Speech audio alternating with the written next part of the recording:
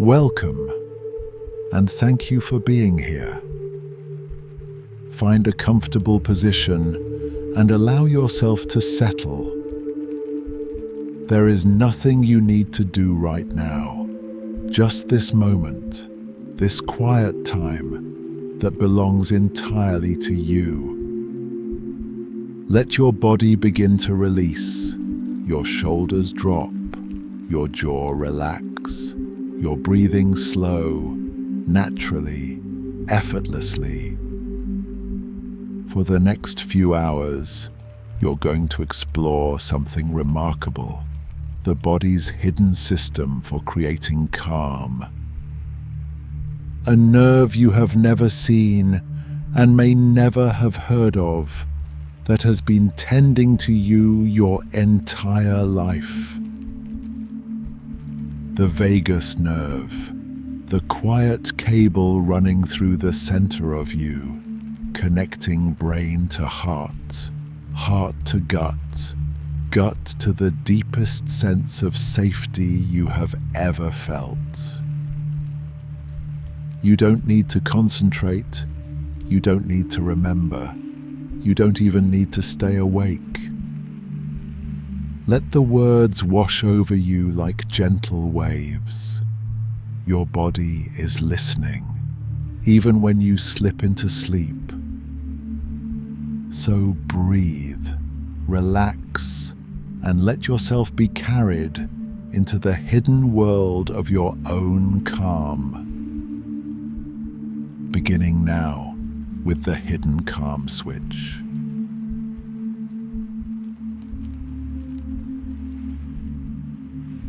Somewhere inside you, right now, there is a quiet pathway.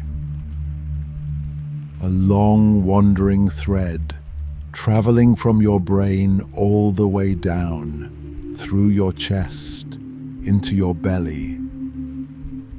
This is the vagus nerve, and it has been with you your entire life, working gently, working constantly, mostly without your awareness. It is one of the longest nerves in the human body, stretching like a calm river through your inner landscape, connecting your brain to your heart, your lungs, your stomach, your intestines. A built-in communication cable, always open, always carrying signals in both directions. You don't need to do anything to activate it. It has never needed your permission. It simply exists inside you, doing its quiet work. Just knowing it is there may be enough to let something in you soften. There is a system inside your body, ancient and deeply intelligent. It is often called the parasympathetic nervous system, or sometimes the rest and digest system. This system is the counterpart to the one that alerts you, that braces you, that prepares you for urgency. And the vagus nerve is one of its most important messengers. When the vagus nerve becomes more active, the body receives a very different kind of signal. Not a signal of danger, not a signal to brace or prepare, but a signal to soften, to settle, to shift out of that bracing posture. The whole body begins to move, away from tension, towards something quieter. This shift doesn't have to be forced. It happens on its own, when the conditions are right. And right now, the conditions are becoming right. You may notice, as this system begins to ease, your heart rate gently slows. just a few beats fewer per minute, but the body notices. The heart is one of the vagus nerve's closest partners. It receives these signals and responds, not with effort, but with a kind of yielding. A slowing that tells every other system in the body, we are not running, we are not fighting, we are resting now. And from that slower rhythm, a kind of permission spreads outward into the muscles, into the breath, into the spaces between your thoughts. Something releases, even before you are fully aware it was held. This is one reason the vagus nerve is sometimes called a sleep switch. Not because it flips suddenly and drops you into unconsciousness, but because when it becomes active, when it begins to send those calming signals, the body starts to understand that sleep is possible now, that the hours of effort and vigilance are done and something else can begin. The switch is not forced, it simply tips, gently, when enough of the right signals arrive. And you are already moving toward that tipping point. When the vagus nerve senses safety, the whole body changes. There is something almost beautiful about the way safety is registered in the body. It doesn't require a thought, it doesn't require a decision. The body reads the signals it receives, and when those signals say, "Nothing is threatening you right now," something deep and ancient responds. Digestion eases back into its natural rhythm. Immune activity, which is often suppressed during stress, begins to move again. Inflammation quiets, cells go about their repair work. The body shifts from defending itself to healing itself. And all of this begins with those quiet signals moving along the vagus nerve, whispering to the body, "It is safe, you can heal now." There is a word for what follows that signal of safety, recovery. The vagus nerve helps carry the body from action mode into recovery mode. In action mode, resources are directed outward, to muscles, to alertness, to readiness. In recovery mode, they are directed inward, to repair, to restoration, to renewal. This is not a passive thing. Recovery is active. The body is working, even in stillness, even as you rest, tending to the places that need attention, doing the work that could not be done while you were busy being awake. You don't need to direct any of this. It happens without you. Your only role is to allow it. Something else is happening too, something quieter still. The vagus nerve is constantly listening. Information upward from your organs to your brain, a steady stream of internal reports. How is the heart beating? How is the gut moving? How deep is the breath? These reports arrive in the brain before you are ever consciously aware of them.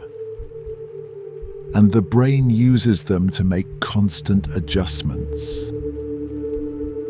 to calibrate your mood, your energy, your sense of safety or unease.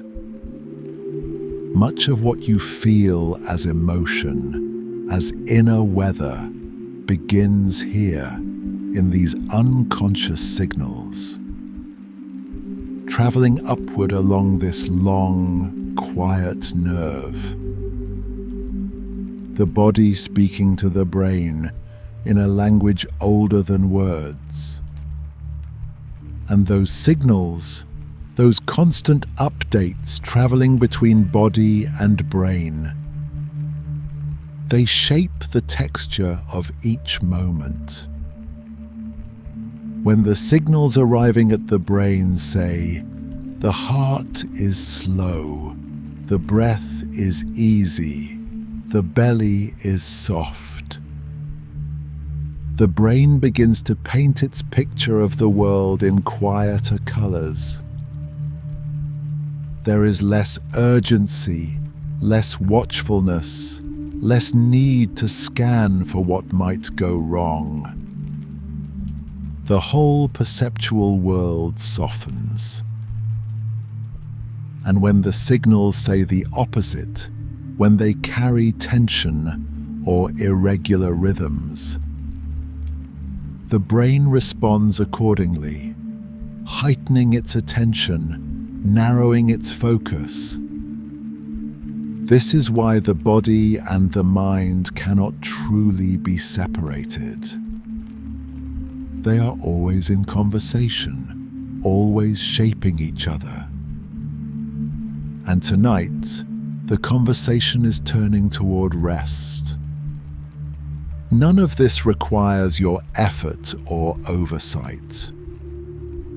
The vagus nerve does not need to be told what to do. It simply responds to the conditions it finds. And the conditions right now are quiet, still, gentle. The darkness around you, the stillness of the room, the ease of your breath. These are the conditions the body recognizes as safe. And so the signals shift, and the nerve responds, and the whole system begins to unwind. Automatically, perfectly, without a single conscious instruction. There is nothing you need to remember from any of this. Just let the words drift by, like slow clouds moving across a still sky. The knowledge belongs to your body now, not your thinking mind. And your body already knows what to do with it. The vagus nerve is already active, already sending its messages, already creating the conditions where sleep can arrive on its own. Not forced, not chased. Simply welcomed. The hidden calm switch has already been found. And somewhere inside you, something is already turning. Slowly, softly, toward rest.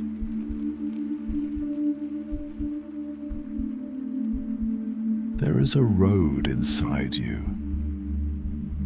A long, winding road that has no beginning you can point to and no end you can see. It starts deep within the brainstem, that ancient part of your brain that sits just above the spine. And from there it travels, threading through the neck, passing close to the pulse in your throat, down through the chest, curving around the heart and lungs, and continuing all the way into the soft terrain of the abdomen. This is the vagus nerve, tracing its long, unhurried path through the whole of you. And yet it has always been there, traveling quietly through you, since before you had words for any of it. Along this road, the nerve sends out its branches to the heart, which it slows and steadies when conditions allow, to the lungs, where it helps regulate the rhythm of each breath, to the stomach and the intestines, where it supports the slow, patient work of digestion. Each of these organs receives signals and sends signals back. A continuous, mutual conversation happening below the surface of conscious thought. And the brain listens, adjusting, responding, shaping your inner world accordingly. You may never have thought of your body as talking to your brain, but it always has been. There is something quietly remarkable held within this nerve. Of all the fibers that run through the vagus nerve, the vast majority, somewhere around 80 to 90%, carry signals not from the brain downward, but from the body upward. Most imagine the brain as the one giving orders, sending instructions down to the body. The body is constantly speaking, and the brain is mostly listening. This single fact quietly changes the way the relationship between body and mind can be understood. It is more like a vast source of information, shaping everything the brain perceives and feels, which means the body influences the mind far more than is commonly realized. Your posture, your breath, the tension in your belly, the rhythm of your heartbeat. These are not just reflections of how you feel. They are part of what creates how you feel. You are already influencing your mind simply by allowing your body to rest here. Among the organs that speak most loudly to the brain, the gut has its own particular voice. The digestive system contains an astonishing number of nerve cells, sometimes called the enteric nervous system, so extensive that it is sometimes referred to as the second brain.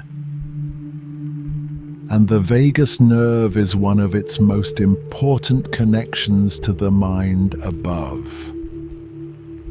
When the gut is settled and at ease, its signals tend to carry a quality of calm. When it is unsettled, those signals carry a different quality entirely. You may have felt this without ever naming it. The feeling of something being off, carried not in a thought, but somewhere lower, somewhere physical. That is the body-brain highway in motion, information traveling upward, shaping the felt sense of the moment. This nerve also serves as a kind of bridge between the part of you that thinks deliberately and the part of you that reacts before thinking has even begun. But the subconscious body has already responded, long before any deliberate thought takes shape. a sudden sound, and the heart has already quickened before the mind has named what it heard. A sense of safety in a room, and the shoulders have already dropped before any thought of relaxing occurred.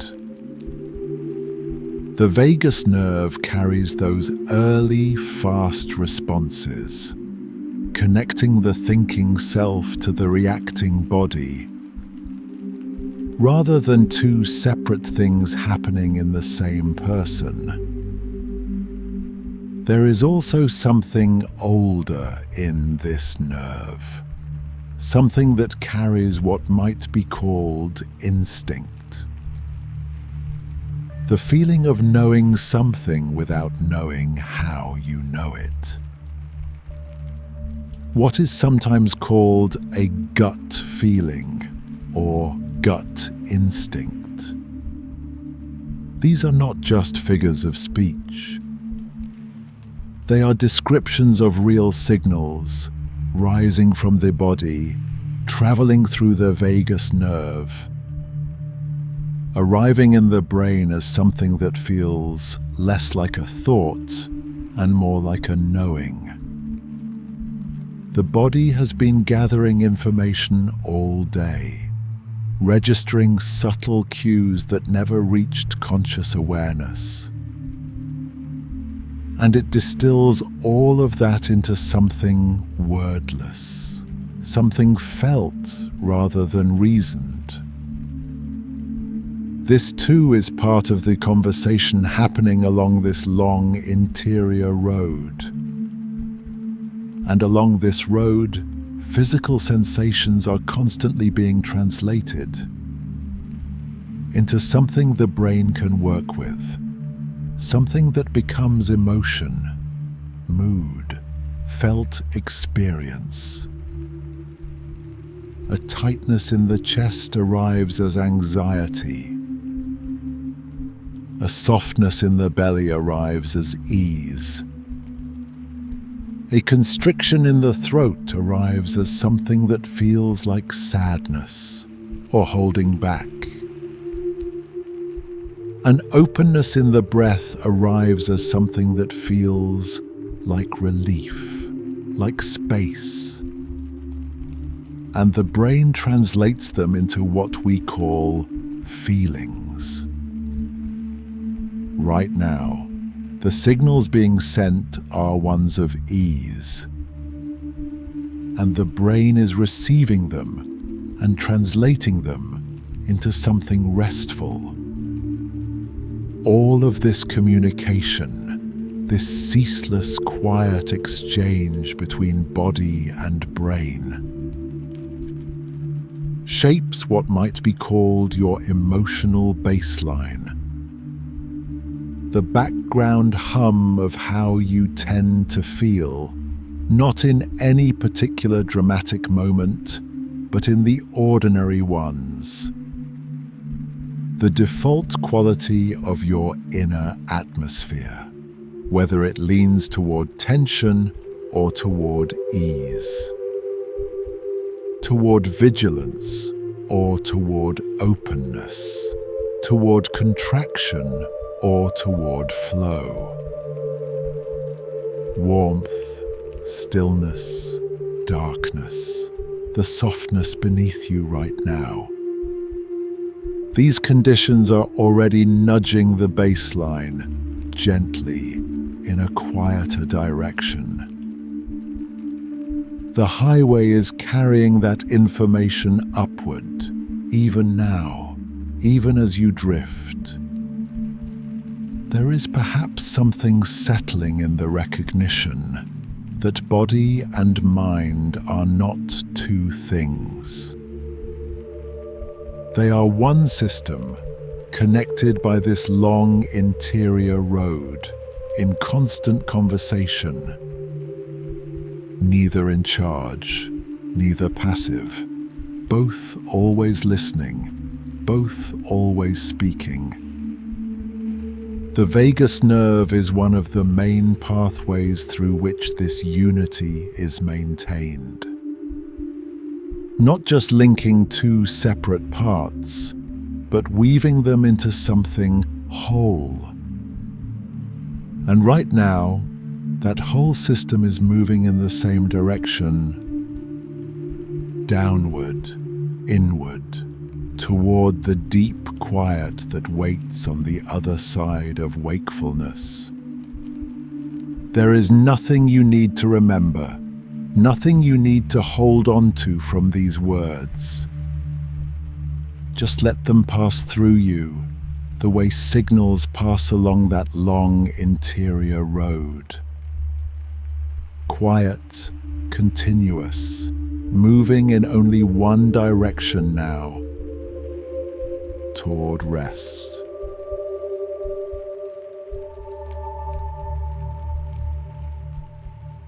There is a quality to the vagus nerve that is worth settling into slowly. Not just whether it is active, but how actively and how well it does its work. Scientists have a name for this quality. They call it vagal tone. And like the tone of a muscle, it describes a kind of readiness, a baseline level of function. A muscle with good tone is not flexed. It is simply responsive, present, prepared. And the vagus nerve with good tone is much the same.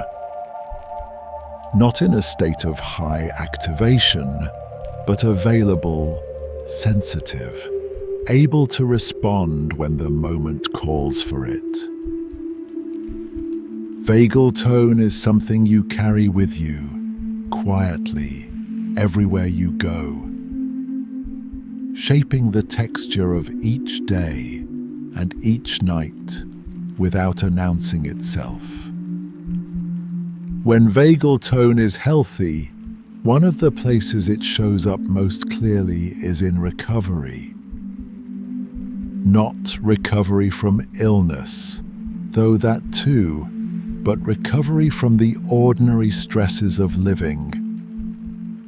Something difficult happens, the body responds, the heart quickens, the breath tightens. And then, with good vagal tone, the return to baseline is relatively smooth. The body knows how to come back.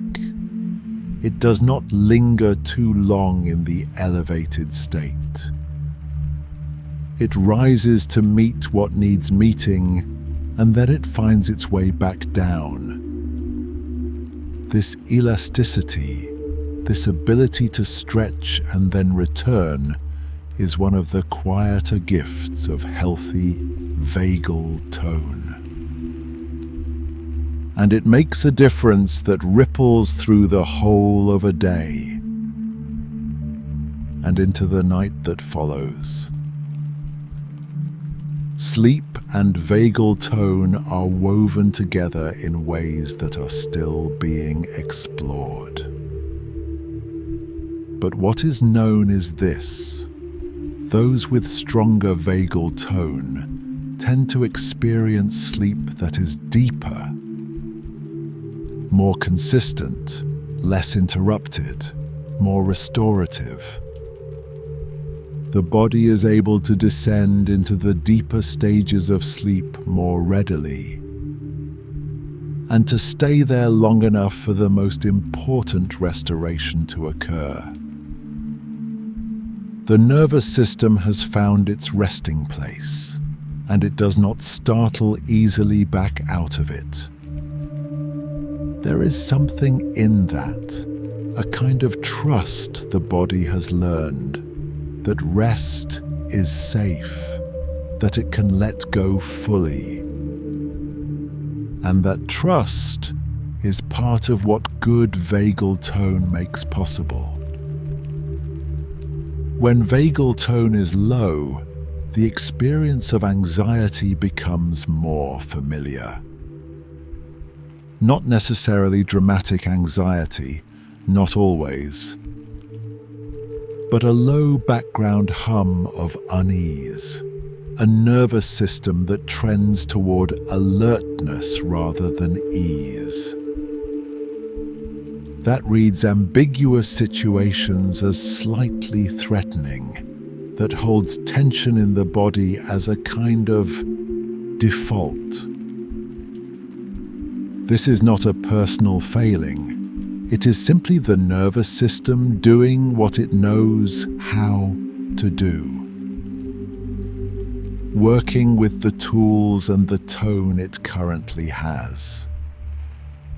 And for many people, this low hum is so familiar that it feels like simply how things are, rather than a state that is capable of shifting. But it is capable of shifting, and that is worth resting with for a moment. One of the places where low vagal tone makes itself most felt is at the edges of the day, particularly at night, when the body is meant to be releasing the tensions of the hours just past. With lower vagal tone, that release can feel elusive. The mind keeps returning to what needs to be solved, what was left undone, what tomorrow holds. The body stays subtly braced, as though it is not entirely convinced the day is over. Calming down becomes something that requires effort, rather than something that simply happens. The transition into sleep is slower, more effortful, sometimes frustrating. And there is a kind of exhaustion in that, of a body that wants to rest but cannot fully release into it. This too is the voice of vagal tone, or its temporary absence. And when sleep does come in those states, it sometimes remains closer to the surface. Lower vagal tone has been associated with sleep that feels lighter, more fragmented. Sleep that breaks apart in the night, that does not descend fully into the deeper stages. Where the body wakes more easily, or never quite feels like it truly rested. This lighter sleep is not failure. It is simply the nervous system maintaining a level of vigilance. One it has not yet received enough signals to relinquish. The body is still watching, still listening, not fully convinced it can let the night be safe. But again, this is not fixed. It is a current state, not a permanent one. One of the ways vagal tone quietly protects sleep is through its influence on stress hormones. Cortisol in particular, that hormone most associated with alertness and urgency. In a well-regulated system, cortisol rises in the morning, helping to bring the body into wakefulness, and falls through the day, becoming low by evening, allowing sleep to arrive naturally. When vagal tone is strong, this rhythm tends to be better maintained. The nervous system is more capable of signaling to the body that the time for alertness has passed, that cortisol can ease, that the chemistry of rest can take over. This is not something that can be consciously controlled, but it can be gently supported. And over time, as vagal tone strengthens, the easing into sleep becomes less of an effort, more of a natural arrival, something the body begins to remember how to do. Not learned anew each night, but gradually recalled, like a familiar path becoming clear again. There is something worth carrying quietly into sleep tonight. The vagus nerve is never fully inactive. It is always present, always doing some version of its work. There is no night when you are starting from nothing, no moment when the system has gone entirely still. Even now, even in the soft drift towards sleep, the vagus nerve is active, monitoring, communicating, gently tending the balance between arousal and rest. You are never without it. It has never left you. And whatever vagal tone you carry into this night, it is already at work on your behalf. The question is never whether the system is working, only which direction it is currently leaning. And that is perhaps the simplest way to hold all of this. The goal is not to reach some perfect state, not to achieve maximum vagal tone overnight. It is simply to support the gentle leaning toward calm rather than alarm, toward ease rather than urgency, toward rest rather than readiness. The nervous system exists on a spectrum, and it is always moving somewhere along it. What you are doing right now, lying still, breathing slowly, letting the mind soften. These are not small things. They are signals being received and interpreted by the vagus nerve. Signals that say, the day is done, the alarm can quiet, the body can lean toward calm now.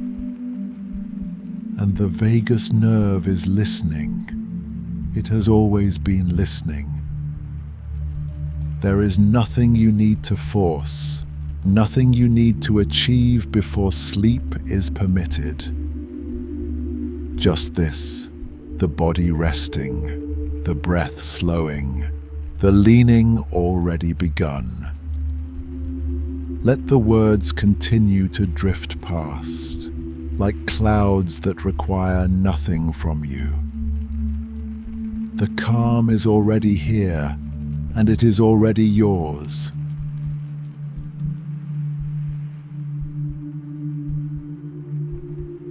Of all the ways the body can be gently guided toward rest, breath may be the most immediate, the most available, the most quietly powerful. It requires nothing, no equipment, no training, no particular conditions. It is already happening, has been happening since your first moments of life. And yet within that automatic rhythm, there is something that can be softly shaped. A lever that was always there, waiting to be noticed. Breath is one of the most direct pathways to the vagus nerve. And through the vagus nerve, to the whole landscape of calm that lies beneath ordinary awareness. The vagus nerve is a close and constant observer of your breathing. It does not merely notice breath in passing, it tracks it continuously, attentively.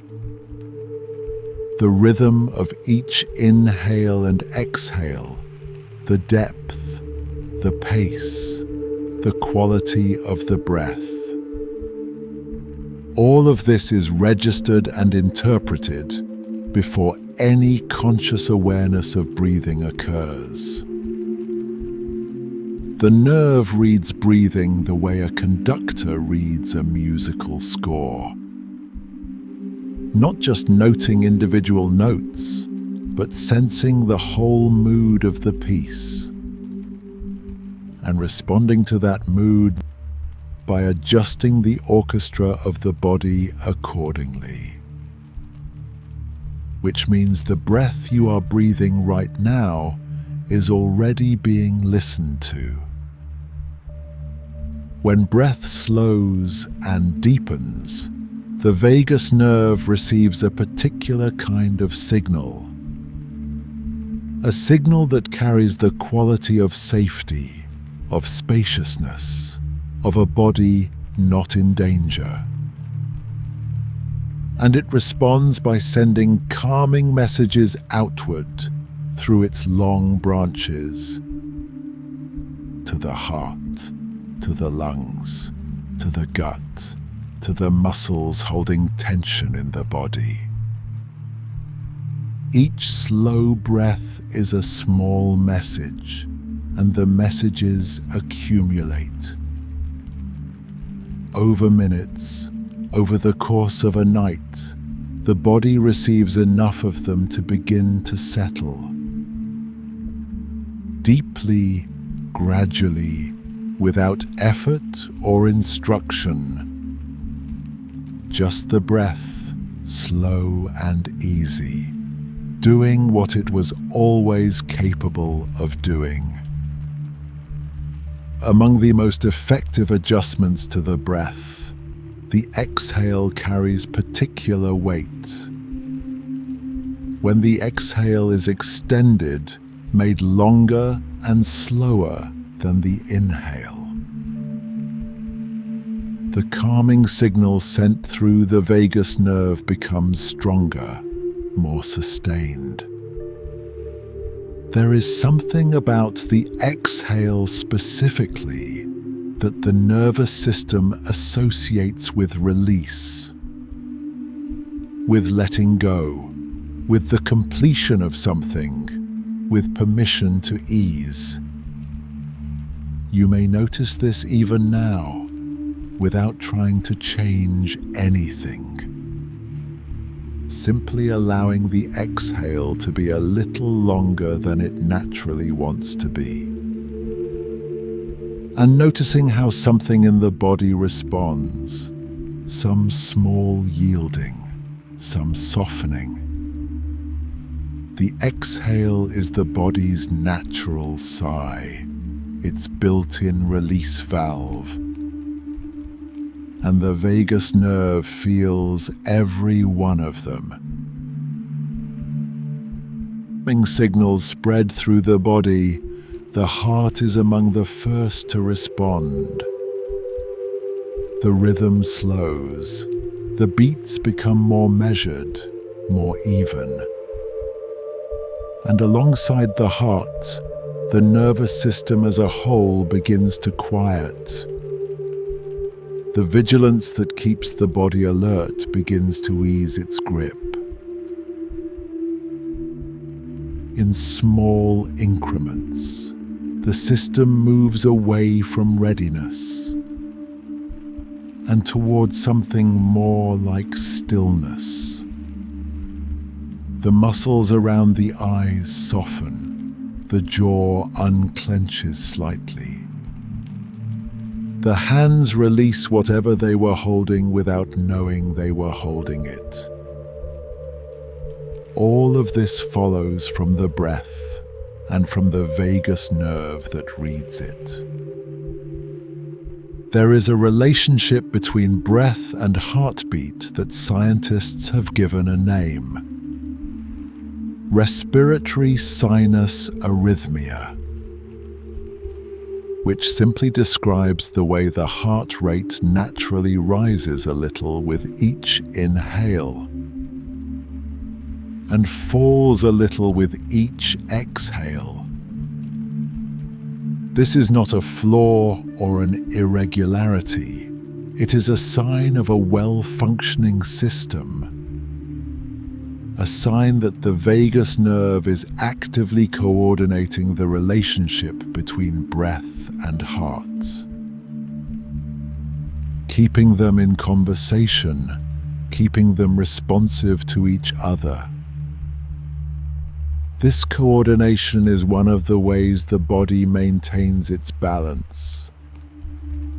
Breath and heart moving together like two instruments playing the same quiet melody.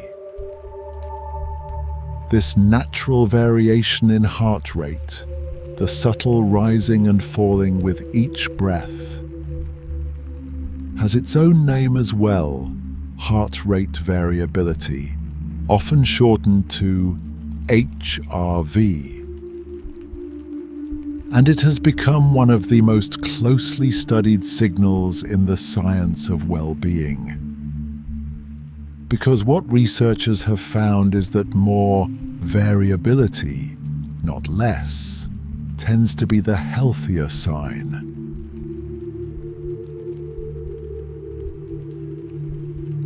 That rises and falls with the breath is a heart connected to a nervous system that is flexible, responsive, well-regulated. Higher heart rate variability is linked to better recovery from stress and to greater emotional resilience, to deeper and more restorative sleep.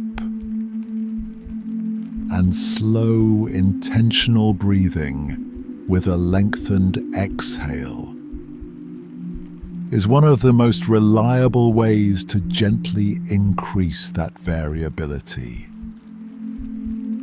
To encourage the heart and the nervous system toward greater flexibility, simply through the breath, simply through the exhale.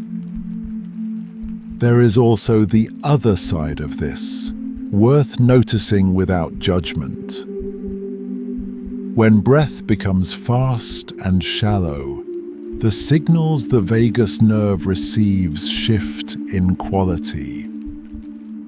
Short, quick breaths carry information that the nervous system reads as urgency,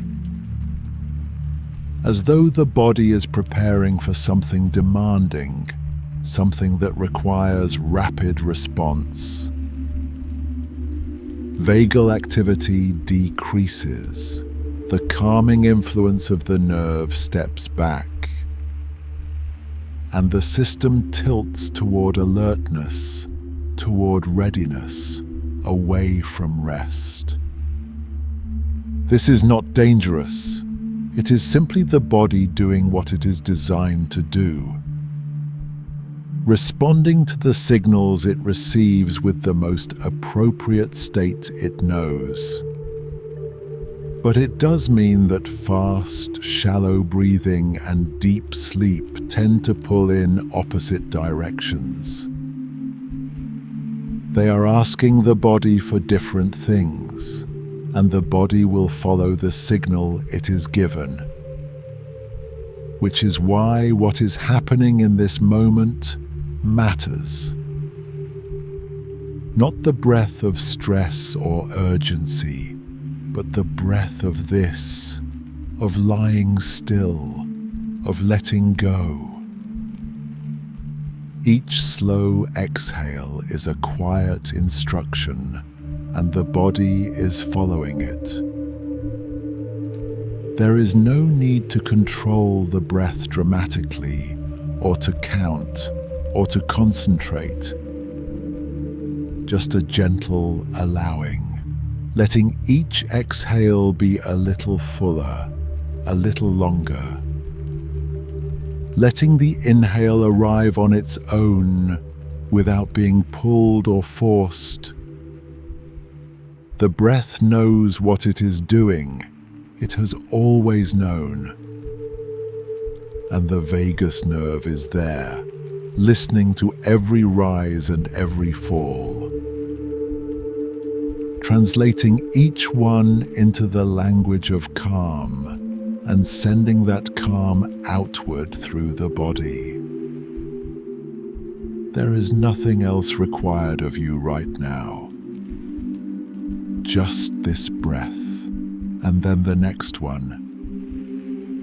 Each exhale a small release, each pause after the exhale a small rest. The body leaning further into quiet with each cycle. Sleep does not need to be chased or constructed. It simply arrives when the conditions are right, when the breath has done its gentle work. And those conditions are already forming, breath by breath, exhale by exhale. Just let the words drift past now, like the slow rise and fall of the breath itself. There is nowhere else to be, nothing else to do. Only this, the breath, the quiet, and the rest that is already on its way.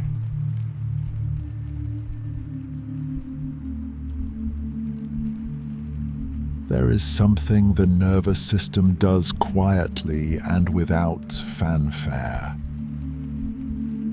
It learns. Not in the way the thinking mind learns, accumulating facts and storing them away, but in a deeper way, a cellular way, a way that involves the body itself becoming familiar with a pattern. And when a pattern is repeated often enough, the body begins to anticipate it, begins to move toward it more readily, with less effort, with greater ease. This is what happens when breathing practices are returned to again and again. The vagus nerve is not merely activated in the moment. It is gently trained over time. Each repetition is a small investment, and the returns accumulate quietly in the background. Among the forms of breathing that seem to speak most clearly to the vagus nerve, diaphragmatic breathing holds a particular place. This is breathing that originates low in the body, not in the chest, but in the belly, where the diaphragm, that broad dome of muscle beneath the lungs, does its full work. When the diaphragm moves deeply, the breath becomes slower and more complete. And the vagus nerve, which runs nearby, responds to this fuller movement, receiving it as a signal of ease, of a body not braced or contracted, but open and at rest. You may notice even now whether the breath is moving mostly in the chest or lower, deeper. There is no correction needed, just a gentle noticing and perhaps a soft allowing. The body already knows how to breathe this way. It simply needs permission to return to it. There is another practice, older and simpler than it might sound, called progressive muscle relaxation. It moves through the body in sequence, gently tensing and then releasing different muscle groups. And what this practice does, beyond the obvious releasing of physical tension, is send signals along vagal pathways, signals that reach the brain as a kind of full-body announcement.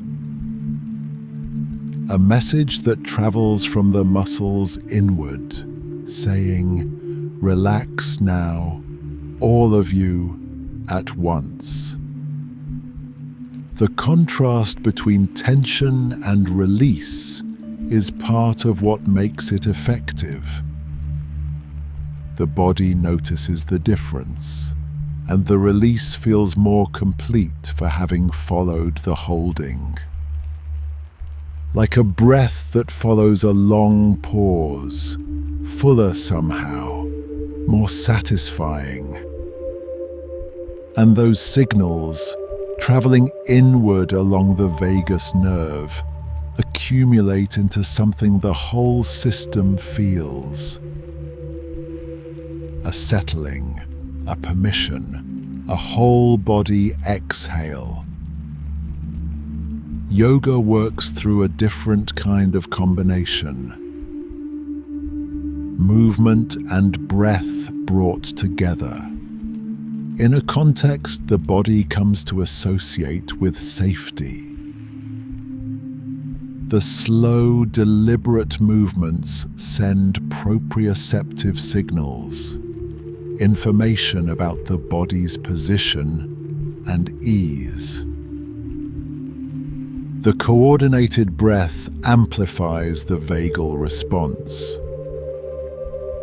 and the repeated experience of practicing in a safe, quiet space begins to teach the nervous system something at a level below conscious thought. That this combination of movement and breath means safety, means rest is possible, means the body can soften. Over time, the body begins to respond to the first moments of practice. Before the sequence is even complete, already beginning to ease, already recognizing the signal. This is the training becoming visible, the pattern becoming familiar. Meditation approaches the vagus nerve from a different direction. From the top down, rather than from the body upward. When attention is steadied and the mind is encouraged towards stillness,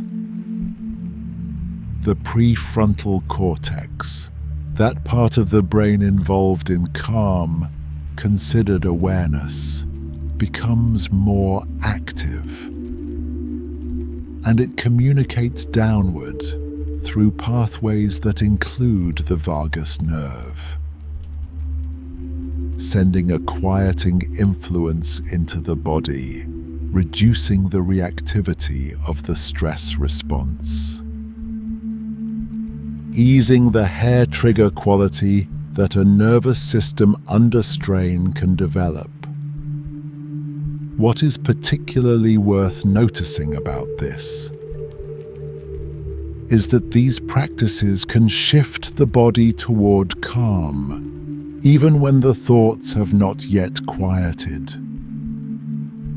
Even when the mind is still moving, still cycling through its concerns. The body can begin to settle beneath that mental activity. The two are not required to arrive at the same place at the same time. The body can lead, and often, eventually, the mind follows. This is one of the more quietly reassuring things about the vagus nerve. It does not require a perfectly still mind to begin its calming work. It only requires the right signals from the body, and those can be offered even in the midst of noise. And with repetition, something begins to shift in a more lasting way. The body does not need to be coaxed as much, does not need as many cycles of practice before it responds. The pathway has been traveled enough times that it becomes familiar, almost automatic, like a road through a forest that becomes clearer and easier to walk with each passing. The undergrowth recedes, the way becomes obvious, the feet find it without effort. This is what it means for the body to learn a relaxation pattern. Not a mental knowing, but a physical remembering. A body that has been here before and knows the way. The ability to switch into relaxation, to shift from tension to ease, becomes more accessible. Less like something that has to be achieved, and more like something that simply happens. When the right conditions appear, the body recognizes them and begins to move without being asked. And one of the places this shows up most clearly is at the edge of sleep. Winding down at night, for someone whose nervous system has been gently trained, begins to feel less like a struggle against wakefulness and more like a familiar descent. The body has made this journey before many times. It knows the landmarks, the dimming of the lights, the stillness of the room, the slowing of the breath. These cues are recognized, and the body responds to them by beginning to move in the direction they suggest, toward rest, without resistance, without the effort of convincing it that sleep is safe. It already knows because it has been shown again and again in the quiet repetition of practice. There is nothing to do with any of this right now. Just let the words pass through, like the breath itself, arriving and releasing. The system is already learning, even in the listening, even in the stillness of this moment. Every night of rest is its own small practice. And this one, like all the others, is quietly doing its work.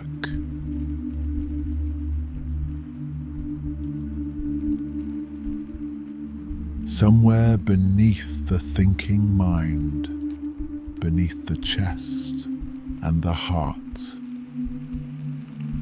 there is another intelligence at work. Quiet, patient, largely invisible to conscious awareness. The digestive system, with its long, winding length, its hundreds of millions of nerve cells, its own rhythms and chemical languages, its own way of sensing and responding to the world, and connecting this inner world to the brain above, threading between them like a living cable, is the vagus nerve. This connection between the gut and the brain has come to be known as the gut-brain axis. And it is one of the most active areas of scientific attention in recent years. Because what is being discovered there continues to quietly reshape what is understood about mood, rest, and well-being. Among the many things the vagus nerve carries between gut and brain are signals about nourishment. When food arrives in the digestive system, the gut begins to assess it. What nutrients are present, how much, what the body might need from what has arrived. These assessments travel upward through the vagus nerve, reaching the brain before any conscious awareness of fullness or satisfaction. The brain uses this information to regulate appetite, energy, and the general sense of physical ease or discomfort. It is a conversation that happens at every meal and in the long hours that follow. A quiet reporting, the gut keeping the brain informed about what is happening below. The vagus nerve also carries reports about inflammation. When the gut is irritated or unsettled, when its lining is stressed or its balance disrupted, those signals travel upward too, and the brain receives them as a kind of low-level alert.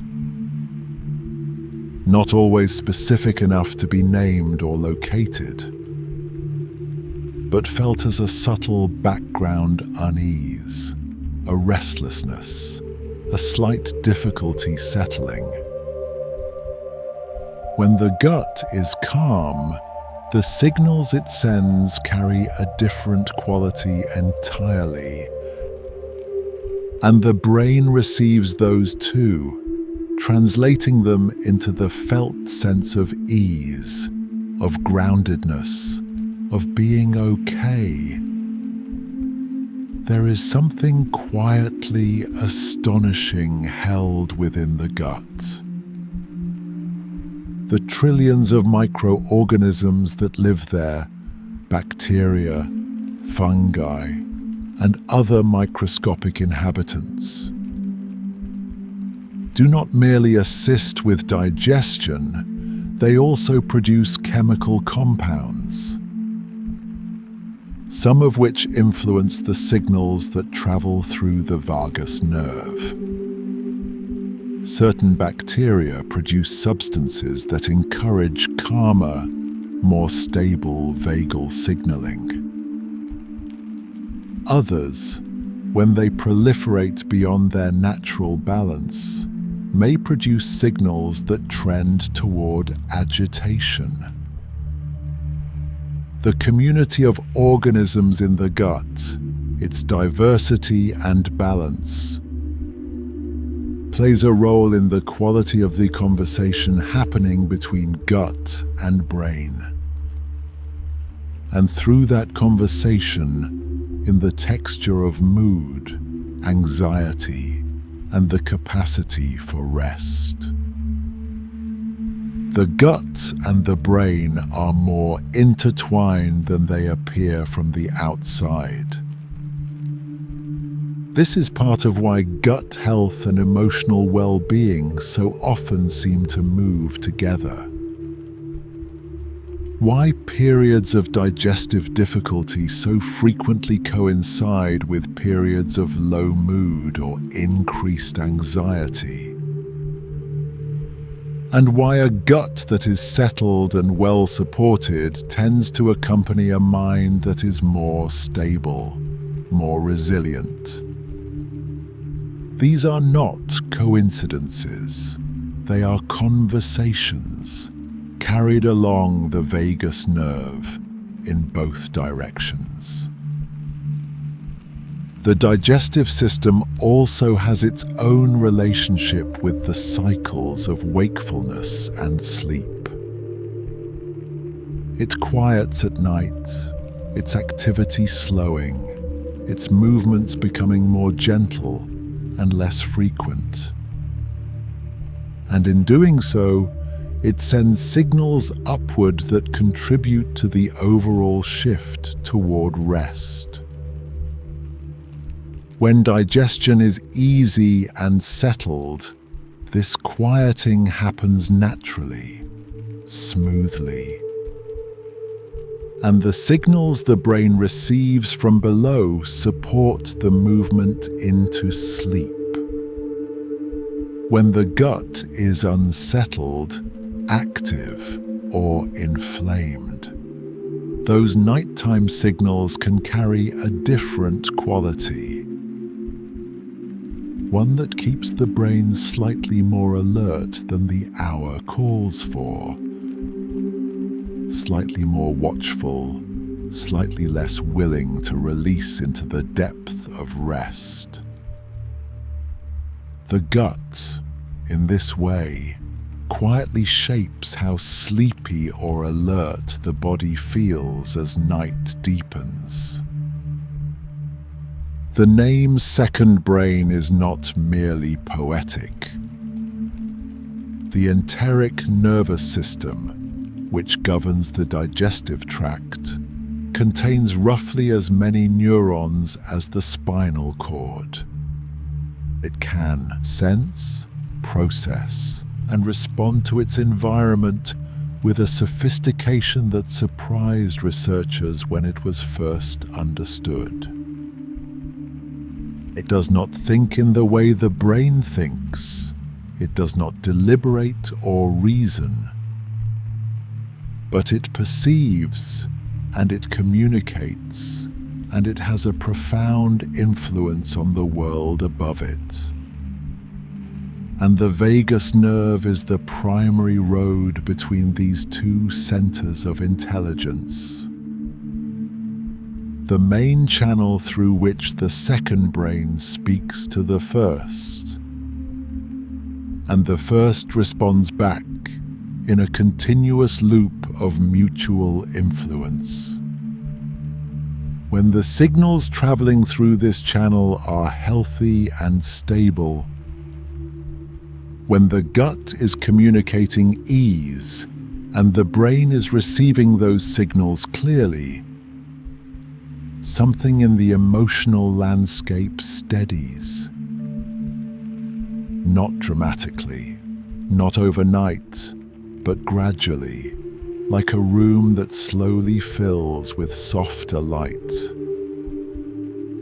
Mood becomes more even, less prone to sudden shifts.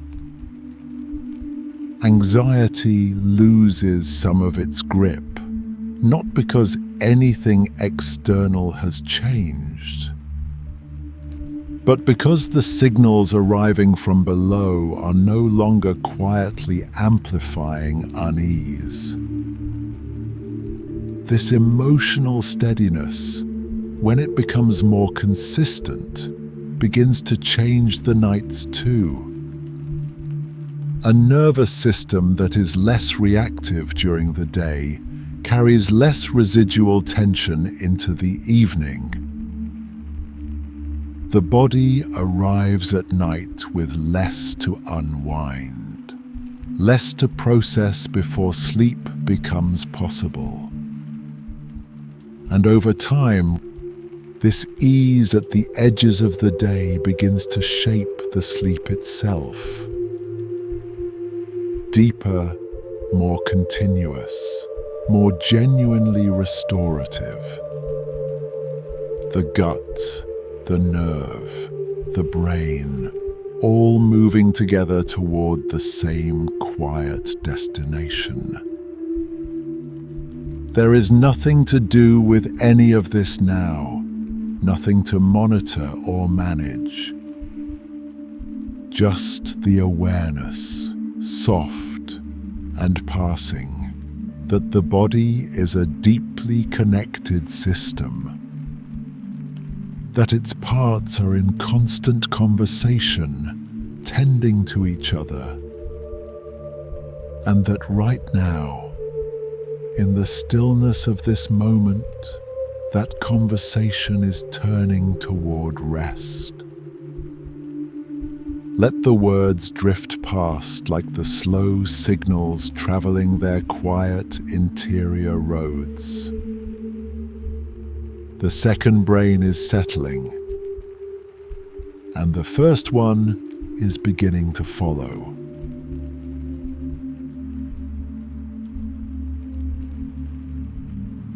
Beneath every thought you have ever had, beneath every feeling that has moved through you,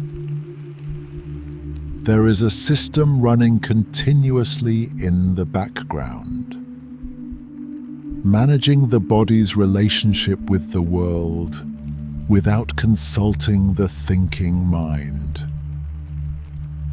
This is the autonomic nervous system, and the vagus nerve is one of its most important voices. It does not wait for permission. It does not require awareness. It simply responds, moment to moment, to whatever the body and the world present. And in doing so, it shapes the emotional coloring of every waking hour and every sleeping one. The vagus nerve does not operate in isolation from the brain's emotional centers. It is in constant communication with them, sending signals upward into regions that process fear, that register threats, that generate the felt sense of safety or danger. The amygdala, that deep structure involved in detecting what might need a response, receives input shaped in part by what the vagus nerve is reporting from the body. When the body's signals say ease, the amygdala quiets, its watchfulness softens. When the body's signals say tension, it sharpens, becomes more alert, more reactive. This is why the body and emotion are never truly separate. They are in conversation, always, through pathways like this one. Among the things the vagus nerve influences most deeply is how fear and stress are processed. Not just whether they are felt, but how long they last, how deeply they settle, how fully they release. A nervous system with strong vagal tone is more capable of moving through a stress response, of rising to meet what needs meeting and then finding its way back to baseline, without the residue of the experience lingering too long in the body. When vagal tone is lower, stress can become stickier, the body slower to release it, the nervous system slower to return to its resting state. The experience of a difficult hour can still be felt in the shoulders at midnight, still present in the chest as the mind tries to settle towards sleep. This is not weakness. It is simply the system doing its best with what it has. And it is also something that can shift gradually, gently, over time. Sleep is not merely rest for the body. It is also a time of emotional processing. And the vagus nerve continues its work throughout the night, including this quiet emotional labor. During sleep, emotional memories from the day are revisited, reviewed, and in many cases, reorganized. The experiences that carried charge during waking hours are not simply stored away unchanged. They are worked on, their edges softened, their intensity carefully adjusted. And the vagus nerve is part of what makes this possible, regulating the body's state as this processing unfolds, keeping the system stable enough to do the work without being overwhelmed by what is being revisited. REM sleep holds a particular role in this emotional work. That stage of sleep most associated with vivid dreaming, with a certain quality of aliveness in the sleeping mind. During REM, emotional memories are replayed, but in a neurochemical environment that is different from waking. Certain stress-related chemicals are reduced during this stage.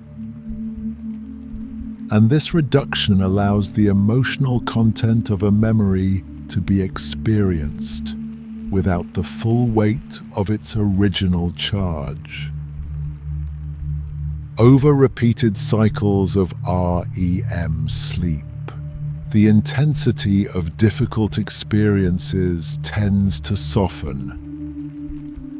What felt raw may feel more manageable. What felt overwhelming may become something that can simply be held. The vagus nerve supports this process, helping regulate the body's state as the night's emotional work proceeds, quietly tending the conditions under which healing of this kind becomes possible. Whether stress lingers or fades is shaped in part by what the vagus nerve is doing. A well-toned vagal system helps stress move through, like weather that passes rather than settles. When the nerve is functioning well, the body has a greater capacity to complete a stress cycle, to move from activation back to baseline, and to leave less residue along the way. This is not about suppressing what is felt, but about the body's ability to metabolize it, to process an experience fully enough that it no longer needs to be carried forward. And sleep, with the vagus nerve doing its quiet regulatory work, is one of the main places this happens.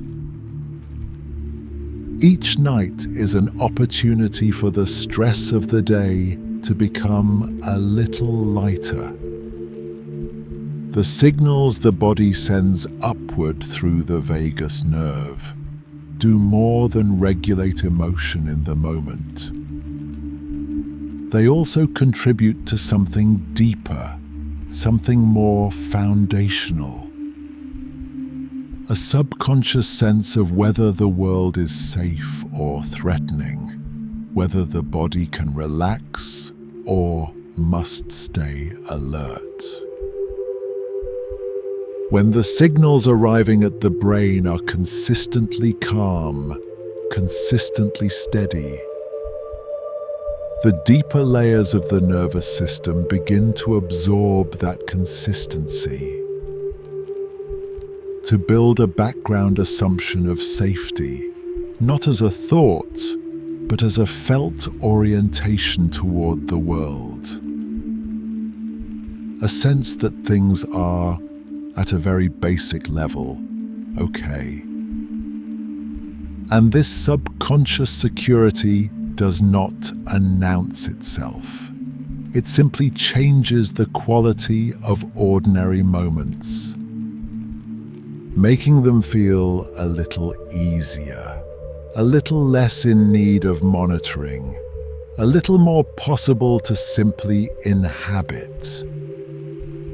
Within this, there is something that might be called an emotional set point. A kind of default position the nervous system returns to when nothing particular is demanding its attention. For some, that default leans toward ease, toward openness, toward a baseline quality of okayness. For others, it leans toward vigilance, toward a low hum of readiness, toward emotions that are closer to the surface. This set point is not fixed. It is shaped by experience, by the body's ongoing signals, and by the quality of communication moving through the vagus nerve over time. As that communication becomes more consistently calm, the set point can gradually shift. Not suddenly, not dramatically, but in the way that light changes in a room as morning slowly arrives. Almost imperceptibly, and then undeniably. Over time, all of this shapes how reactive or how calm a person tends to feel. Not as a personality trait that cannot be touched, but as a current orientation of the nervous system. One that is responsive to signals, to practice, to the accumulated experience of nights like this one, where the body is still and the breath is easy and the vagus nerve is sending its quiet message upward. Everything is calm. Everything is safe. There is nothing that needs attending to right now. Just let the words move through you like slow water, carrying nothing you need to hold, asking nothing you need to give. The emotional processing has already begun. The set point is already being tended, and the night is doing what nights have always done. Quietly, patiently, making tomorrow a little lighter than today.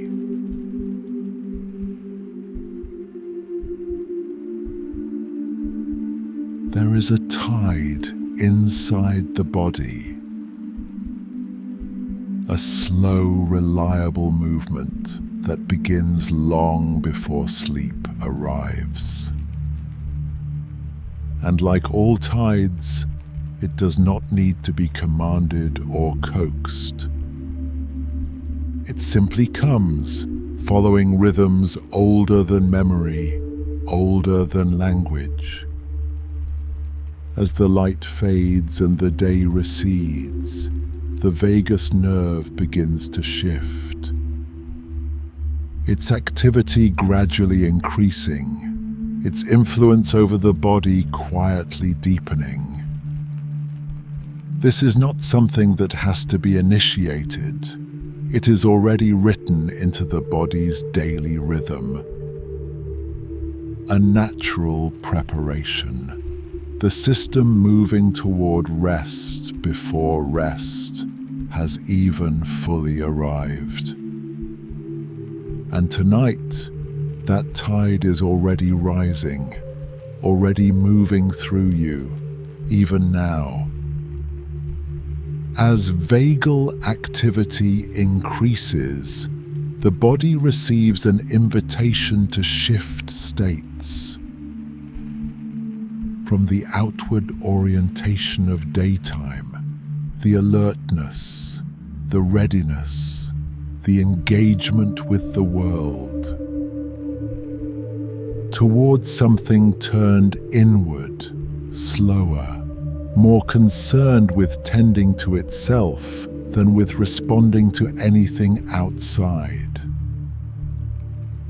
This is the rest and repair state, and it is not passive.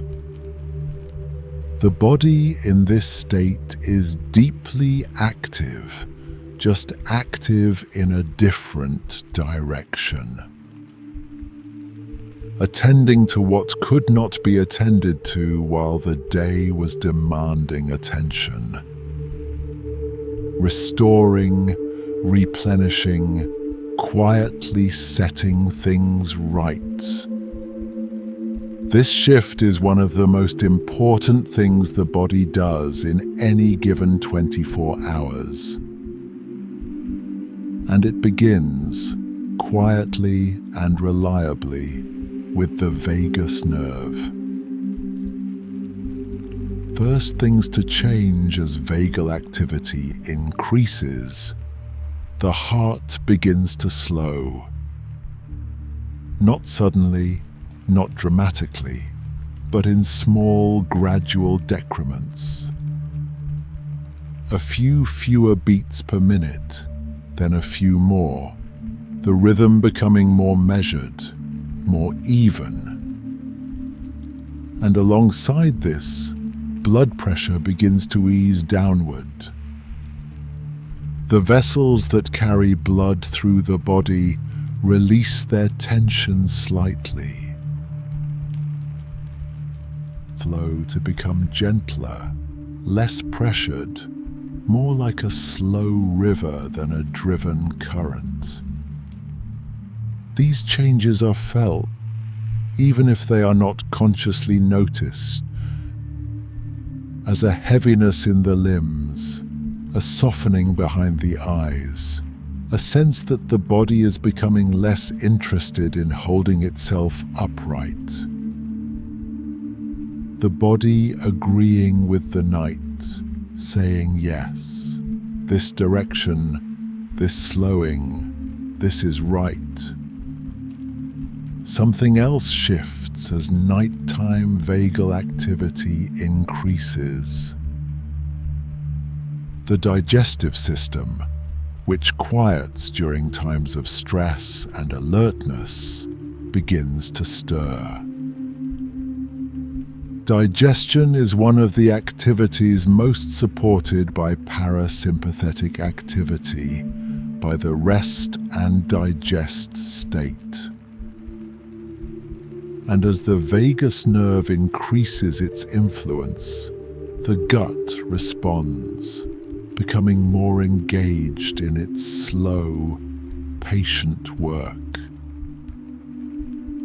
This is one of the reasons eating a heavy meal close to sleep can disturb the night. The digestive system and the sleeping brain can find themselves at cross purposes, each requiring something different from the body.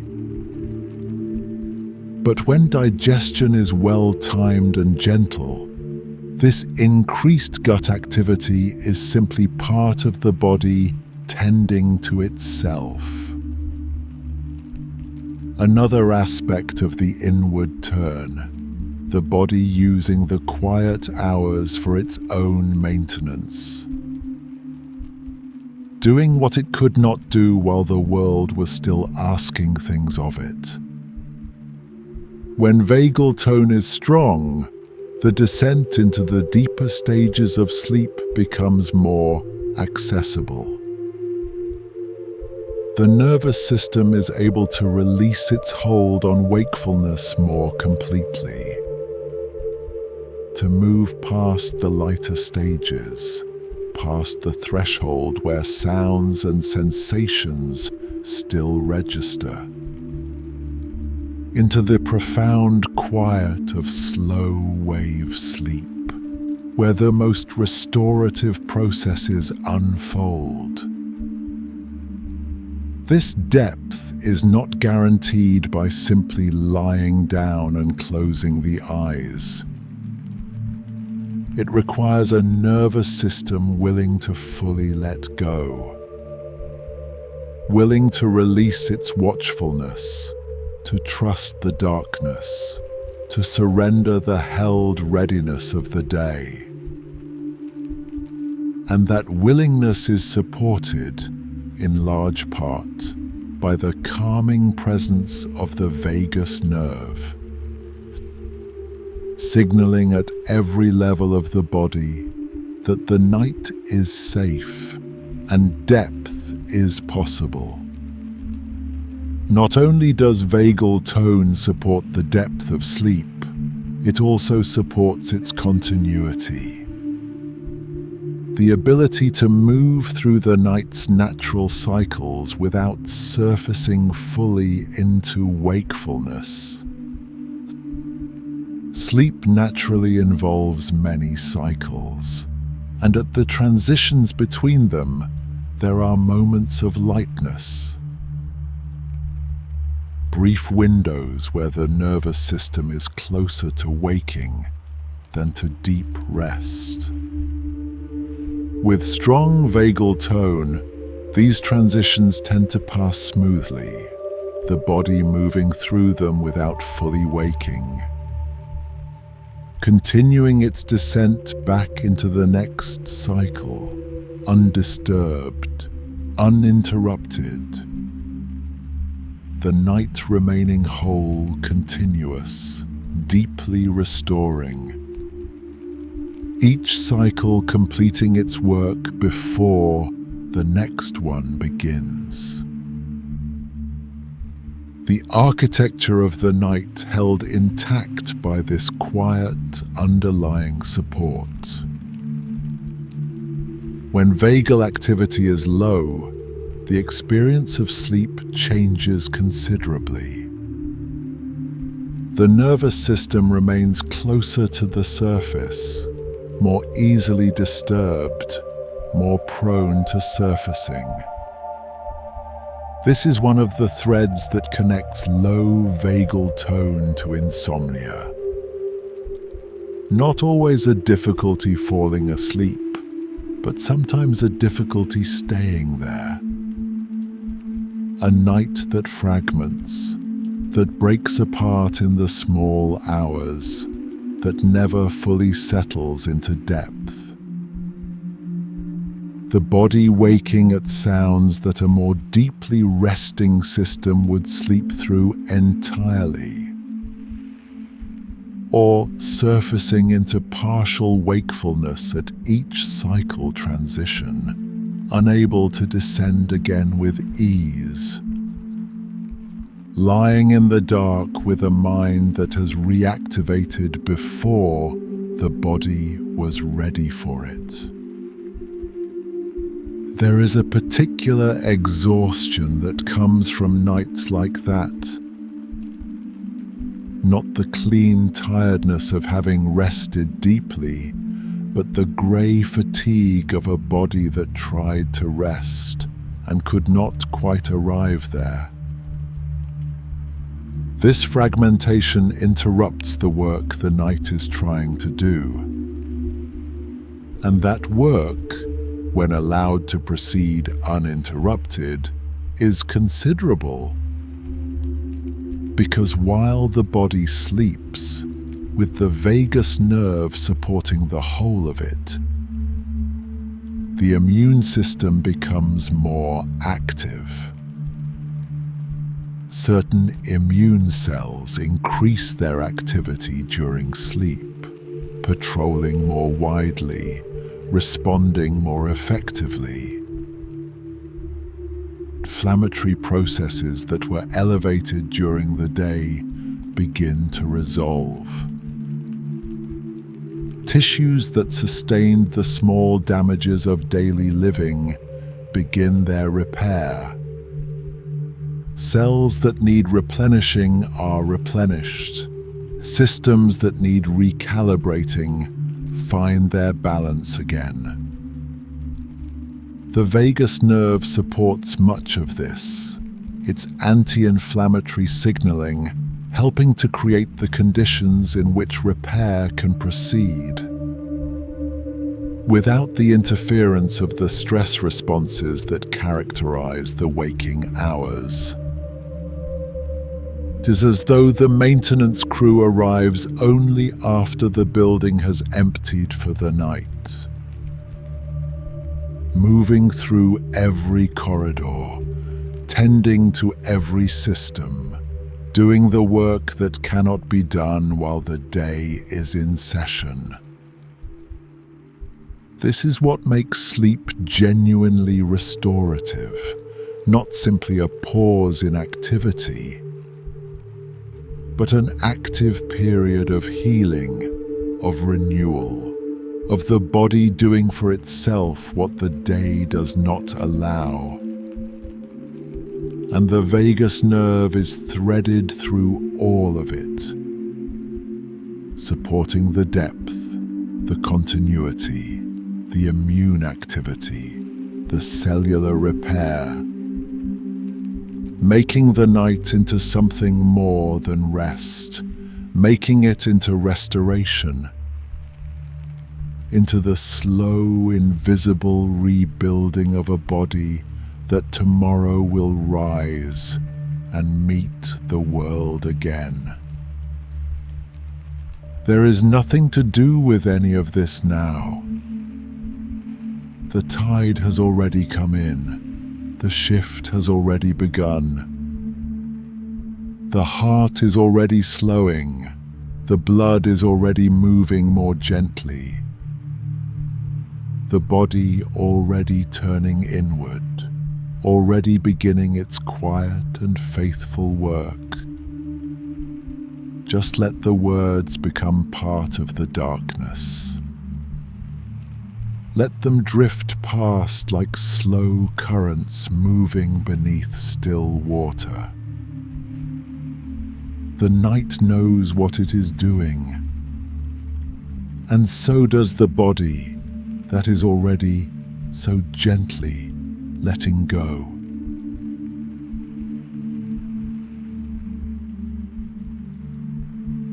There is a language the body speaks that has nothing to do with words. A chemical language, precise and ancient, flowing through every system, carrying instructions, adjustments, invitations toward one state or another. And the vagus nerve is one of its most fluent speakers. When the vagus nerve is active, when it is doing its calming work, it releases a substance called acetylcholine, a neurotransmitter, one of the chemical messengers the nervous system uses to communicate. And acetylcholine carries a particular kind of message, one that the body has been receiving and responding to for as long as it has existed. The message is not complicated. It does not need to be. It simply says, slow, ease, settle. First places acetylcholine makes itself felt is the heart. The heart has receptors specifically designed to receive this chemical signal. And when acetylcholine arrives, the heart responds by slowing its rhythm. Not out of weakness, not out of depletion, but out of a kind of chemical permission. A message received and understood. There is nothing urgent happening. The pace can ease. And so the heart eases, one beat at a time, finding a slower, more restful rhythm. This slowing is one of the most tangible signs that the vagus nerve is doing its work. And it carries outward from the heart into the whole feeling tone of the body. A slower heart is a body that believes, at least chemically, that it is safe. Beyond the heart, acetylcholine reaches into the functioning of many organs, each one receiving its signal, each one adjusting in response.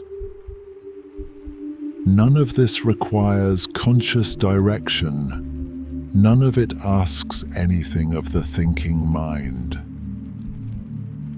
The chemistry simply moves, arriving where it is needed, doing what it was designed to do. The lungs receive it and the airways soften slightly. Breathing becomes easier, more open. The gut receives it and digestive movement gentles into its nighttime rhythm. The blood vessels receive it and something in their tension releases. Each organ participating in the same quiet shift, without coordination from any conscious source. Simply responding to the chemistry that the vagus nerve has released into the system. One of the quieter but more significant things acetylcholine does is help regulate inflammation. Inflammation is not always visible, not always felt as pain or heat or swelling. It can exist as a low background process, a kind of persistent low hum of immune activity, running beneath the surface of awareness, shaping mood, disrupting sleep, wearing quietly on the system. The vagus nerve, through its release of acetylcholine, exerts a dampening effect on this process, signaling to immune cells to ease their activity, to step back from the heightened state. This is sometimes called the cholinergic anti-inflammatory pathway, a long phrase for something elegant and simple, the nerve telling the immune system, enough, you can rest now too. And when inflammation quiets, even slightly, the effects ripple through the body. Sleep becomes more accessible, mood lifts towards something more even and stable.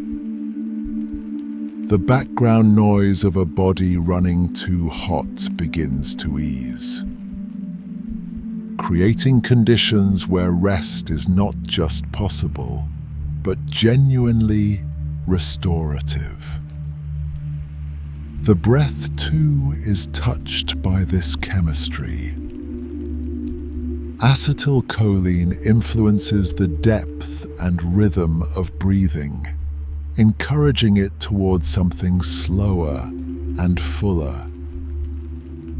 The airways relax, the diaphragm finds its fuller range of movement. Each breath becomes a little more complete, a little less effortful. And that fuller breathing sends its own signals back through the vagus nerve, deepening the calm, reinforcing the chemistry, creating a loop of ease that sustains itself. Breath and chemistry working together, each one supporting the other, neither needing to be directed, just allowed. The gut moves differently under the influence of acetylcholine. Its rhythmic contractions, the slow waves of movement that carry food through the digestive tract. Find a more comfortable, more regulated pace. The discomforts that sometimes arise when the digestive system is stressed or dysregulated. The tightness, the cramping, the restless, unsettled quality. These ease as parasympathetic chemistry takes hold, as acetylcholine reaches the gut and the gut responds. The belly softens, the internal landscape quiets. And with that quieting, one more source of nighttime discomfort is gently removed. Blood flow also shifts under the influence of this chemistry. As the body moves into its rest state, circulation adjusts. Blood moves away from the large muscles that power movement and effort, and toward the organs, toward the skin, toward the systems involved in repair and restoration. This redistribution is part of what creates the particular physical feeling of winding down.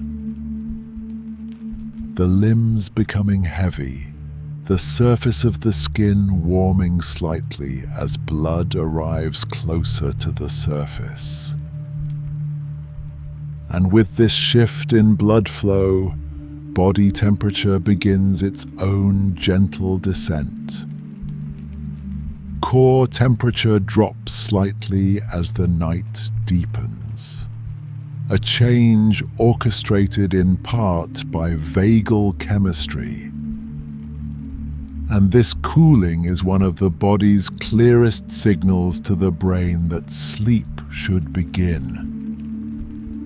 The brain reads the drop in temperature as a reliable cue and responds by deepening the transition toward rest. All of these changes, the slowing heart, the easier breath, the settled gut, the shifting blood flow, the cooling body. They do not happen in isolation, they happen together. Coordinated by the chemistry the vagus nerve has released into the system. Each change supporting the next, each one making the whole body more comfortable, more ready, more willing. This is the vagus nerve as conductor, not commanding each instrument separately, but releasing the chemistry that allows the whole orchestra to find the same quiet tempo. The same slow, restful, settling rhythm. And the result of all this coordination is comfort. Not the dramatic comfort of relief after pain, but the quiet comfort of a body in which everything is calibrated toward ease.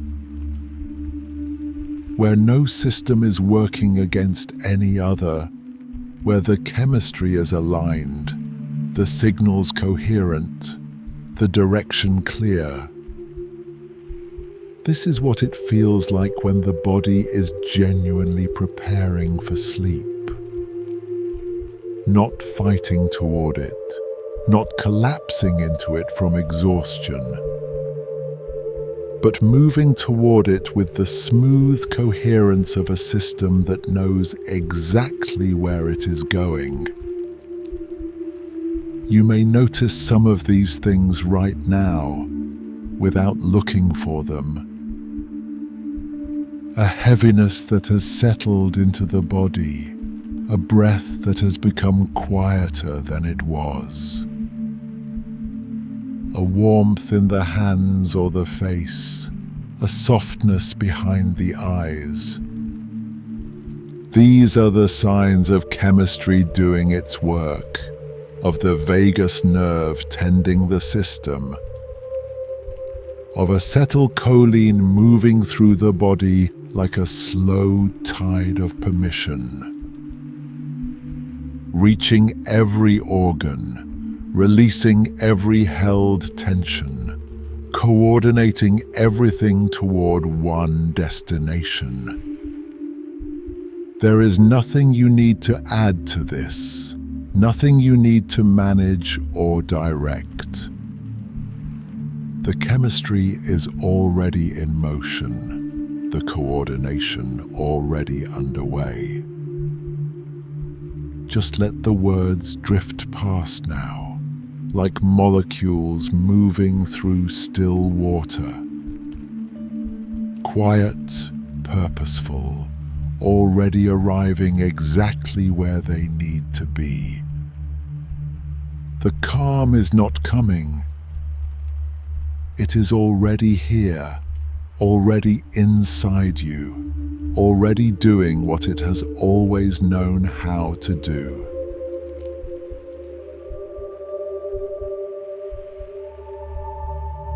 There is no single switch, no one gesture that the body requires before it will agree to rest. But there are many small keys, gentle, quiet actions that speak the language the vagus nerve understands. And when enough of them are offered, the system responds. Not because it has been forced into calm, but because it has been given enough evidence to choose it. These practices are not complicated. They do not require training or equipment or perfect conditions. They are available in some form to almost anyone, in almost any moment. And their simplicity is part of what makes them worth returning to again and again. The breath has already been visited, but it bears mentioning again here, because it remains one of the most immediate and reliable ways to reach the vagus nerve. A few slow exhales, longer than the inhale, and the nerve responds, the heart slows, the body shifts. Gentle stretching works alongside breath in a different way. When the body moves slowly and deliberately, releasing held tension from the muscles, proprioceptive signals travel inward, telling the nervous system that the body is at ease, not braced, not threatened. The slow unfolding of a stretch carries a message the vagus nerve receives and passes along. A message that says, this body is not preparing to run or fight. It is releasing. It is safe. And the system responds to that message with the only appropriate reply, a gradual settling. There is something almost surprising about the next pathway. Humming or singing, even very quietly, even to no one. The vagus nerve passes through the throat, branching into the muscles that produce the voice. And when those muscles vibrate with sound, the nerve is stimulated directly. Not metaphorically, not indirectly, but through actual physical contact with the vibration. A low, steady hum sends ripples of activation along vagal pathways, carrying the calming signal deeper into the system. This is why singing in certain traditions has always been associated with peace and prayer. Why lullabies work not just for the child being sung to, but sometimes for the one doing the singing. The throat knows this pathway, and the vagus nerve runs right through it. Cold exposure offers a different kind of signal entirely. Even something as simple as splashing cool water on the face can trigger what is called the diving reflex, an ancient response embedded in the nervous system, in which the heart slows and the parasympathetic system briefly surges. The body reads the cold as a cue to conserve, to slow, to shift inward. And the vagus nerve is the main pathway through which this reflex travels. A brief cold signal, and something in the system tips toward calm. Sometimes more quickly than almost anything else can achieve. Mindful walking brings the body and the breath and the attention together in motion.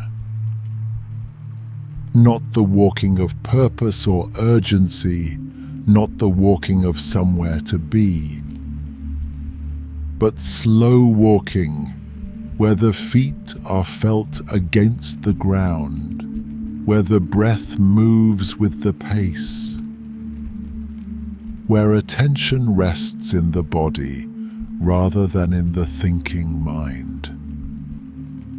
This kind of movement gently supports vagal tone over time. The rhythm of steps, the coordination of breath, the quality of present moment attention. All of it contributing to a nervous system that gradually learns. Movement can be ease, not effort. Among the less obvious activators of the vagus nerve is the presence of other people. Genuine connection, the felt sense of being with someone safe, being seen, being at ease in company, activates what some researchers call the social engagement system. A network woven through the vagus nerve that is specifically attuned to signals of safety from other humans. A warm conversation, a shared meal, a moment of being truly listened to. These are not small things for the nervous system. They are among the most powerful signals of safety it knows. And a nervous system that has felt genuinely safe in the presence of others carries something of that safety into the night. Laughter too has its place in this. Genuine laughter, the kind that moves through the whole body, that catches in the breath, involves the diaphragm, the throat, the face, all regions richly supplied with vagal branches. And in moving through all of them at once, laughter produces a kind of full-body vagal activation. A brief surge of parasympathetic influence that leaves something softened in its wake. The body lighter, the nervous system slightly more at ease than it was before. This is part of why laughter has always been understood as medicine. The body has known this long before science confirmed it. When several of these practices are woven together into the hours before sleep, something begins to happen that is greater than the sum of the individual parts. The breath slows, the body stretches and releases. Perhaps there is warmth shared with another person. Perhaps a low hum in the throat as the lights dim. Each element adding its signal to the growing evidence the vagus nerve is receiving that safety is present, that the day is complete, that nothing requires vigilance now.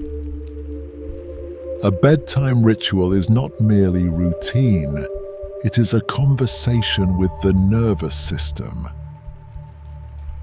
One that happens in the language of sensation and signal, rather than words and intention.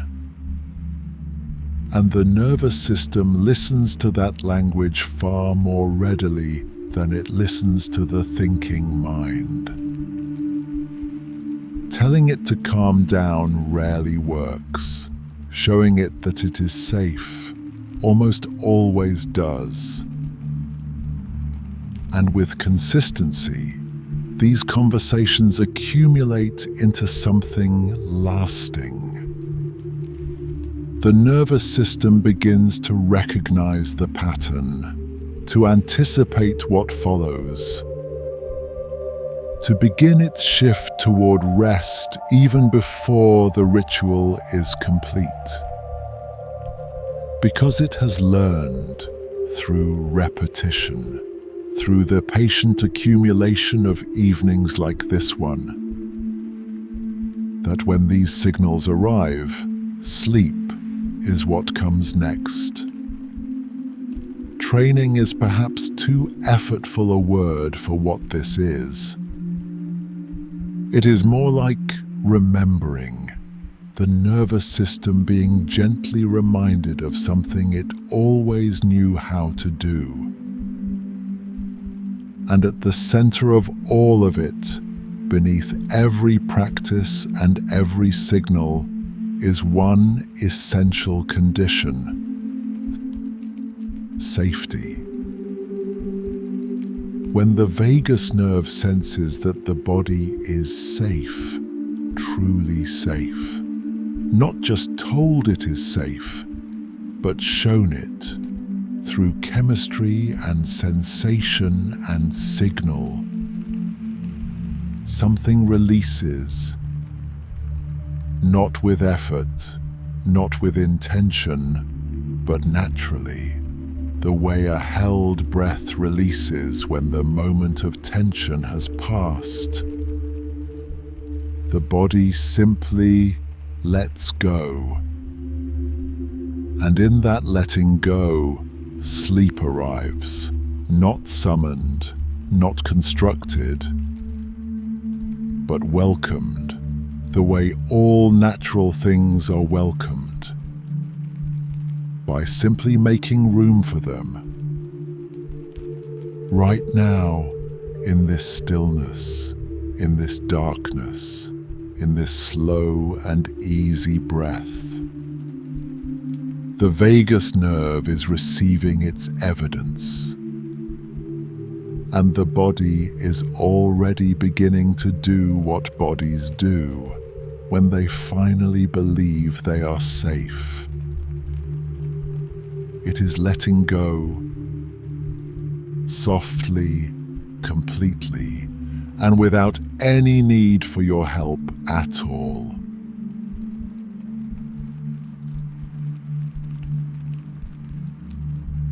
And so, we come to the end of this journey. But the work continues.